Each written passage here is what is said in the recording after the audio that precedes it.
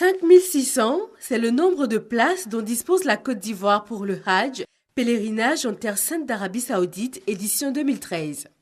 Cela fait suite à une baisse de 20% des quotas de tous les pays organisateurs en raison de travaux d'aménagement des espaces d'accueil, d'hébergement et de culte en Arabie Saoudite.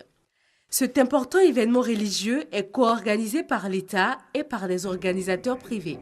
Le groupement des opérateurs privés du Hajj appelle cependant à un respect des quotas fixés, car selon eux, des inscriptions parallèles se font par l'État organisateur, le commissariat du Hajj. En Côte d'Ivoire, on ne sait pas encore le nombre de pèlerins inscrits par l'État organisateur et régulateur en 2013.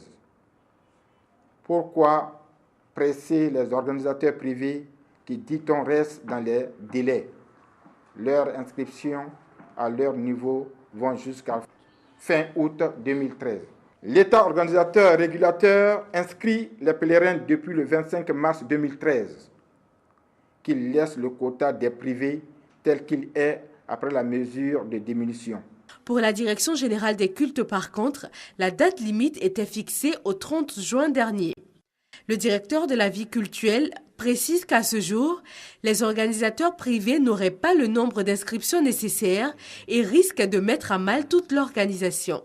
On a envoyé des cahiers de charges, on envoie des documents que tout le monde devait remplir pour que plus ou moins on puisse au fur et à mesure savoir le jour au jour combien de pèlerins les uns les autres avaient pu faire enregistrer.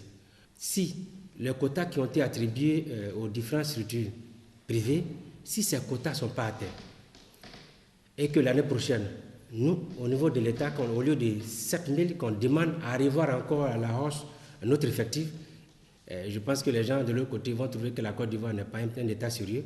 L'organisation du Hajj 2012 en Côte d'Ivoire a connu 80% de réussite. L'État souhaite atteindre cette année les 100%. Les différents acteurs sont donc invités à trouver un terrain d'entente